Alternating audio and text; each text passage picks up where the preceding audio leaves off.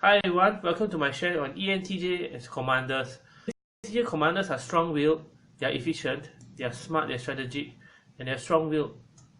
So the commander character also they are strategic thinkers. They will actually lead the troop to, like they in this example where they actually fought the Vietnam War. Actually, he think of a long-term solution for actually fighting is to hold the ground. It's ask them to hold their ground and then ask them to be stay united.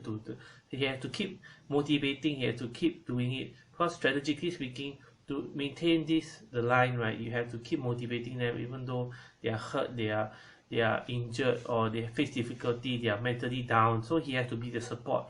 So he knows that the only way for him is to stay in the field, in the war zone, so that they will be motivated by the colonel. So, and they have a lot of charisma and they're very inspiring. So they have many good qualities in them. This is their strength. Let's talk about their strengths as ENTJ commanders. So I give you a typical example that I knew as a commander with ENTJ qualities. He was a major. It's a USA Army major where he actually led a campaign into Vietnam. So he was with the soldiers for 3 days, 3 nights fighting the war, and then he never really rested that much. So he was with the soldiers. So he is very strong-willed. He is very determined, and he's very efficient. So he keep radioing his own team, and then giving them encouragement, and then guiding them what to do. Even though when the White House asked him to call him back, he's very strong-willed. He stamped his foot on the ground. He said that I will not move. I will stay with my soldiers. And then because he's so-called the general so-called the general, the major, the highest commanding officer in that situation. So he stayed back, and then he actually I think he's a colonel rather than a major, but he's a colonel that actually he stayed back, and then he actually just commanded the troops and then just support them and then give them encouragement and then just fought all the way through. Even their own base was attacked, so they had to defend themselves.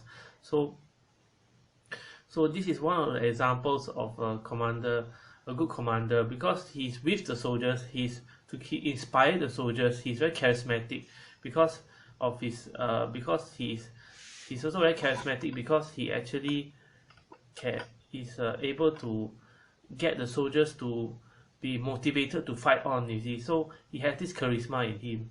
So he's also very inspiring because he was with the soldiers together. He wasn't like he wasn't like, I asked you to do this, you do that, but then he was actually like encouraging the soldiers to actually fight on, to actually have more, and he can motivate them to do it, and he will actually support them all the way and help them in their time of need.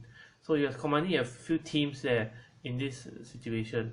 Another good commander I would think is Microsoft Bill Gates, because he's able to get talent, you see. He's able to get talent. He's a good commander on the field because he's a CEO of a company. He can also be the architect personality, but he's more like a commander because he is a CEO. He's the acting CEO. He actually he know how to pick talent. He know how to delegate. He's very strong-willed. He's very efficient.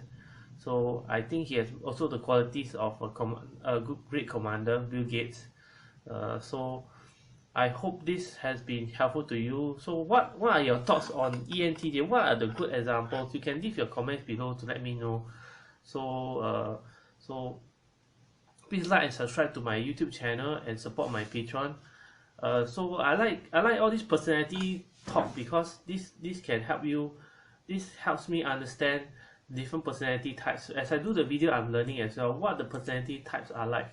So I hope it has been helpful to you, and then this will help you in your workplace to see what kind of leader or what kind of subordinate, what kind of colleagues you have, what kind of family or friends that you have, the character profile of them. Some are very good commanders like that. They'll have respect, and then people respect them naturally. They have automatically people will just give them the due respect, and then just be very careful with them because they are leaders. So they are actually they will get more like you actually uh, like give them all the support you need because they actually lead the people to a greater heights. Hi everyone, welcome to my sharing. I want to talk about ENTJ, the commander personality. They can be the weakness of the commander personality.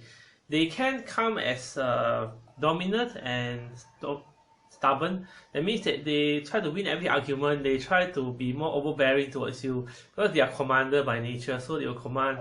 They have this sense of command. It's my music running. So that's intolerant. They also will not tolerate a no. They will actually want to be yes. They ask you to do something, you do it, you carry it out. So there's no, it's like his way, and then he sometimes will insist that his way will work, even though you give him good advice. So this is a bad part of a commander. Imagine if the wrong, you know that as a subordinate, you know it's the wrong orders, it's the wrong way of doing, right? Sometimes they just push it forward and then they just ask you to do it. Impatient. So yeah, they may be impatient. Sometimes they just, hey, can you get it done? Why are you so slow?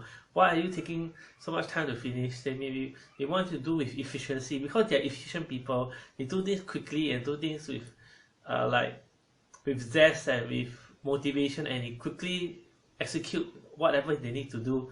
And then that's why they're action takers. They are strong action takers, so they expect the people under him to be strong action takers as well. Even though peer-to-peer commander, he also expect that as well. Poor handling of emotions. Yeah, they have poor handling of emotions. This is a 4th point.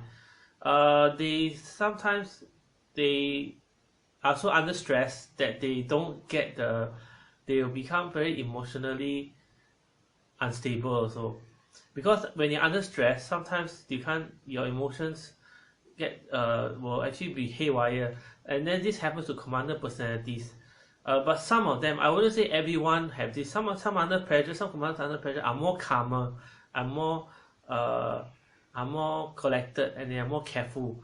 But if they have emotional problems, then that's very dangerous. They're cold and ruthless. So commander, yes, can be cold and ruthless, like especially army commanders. They are the commander personality. They were commanders. They are actually the colonel, the general. They'll be cold and ruthless, and then they'll be insensitive in pursuing their goals, dismissing personal circumstances, sensitivities. So they'll be irrational and irrelevant. So the cold, ruthless side of them, ruthless. You can be actually. You don't have to be cold and ruthless to be a commander. So this is about the commander personality. So they can have their weakness. If they are the very bad leader, they will have all this weakness. If they are a good leader, they have all the strengths I talked about. So I hope this has been helpful to you, and then please subscribe to my channel, like, and support my Patreon. Thank you for watching. Bye bye.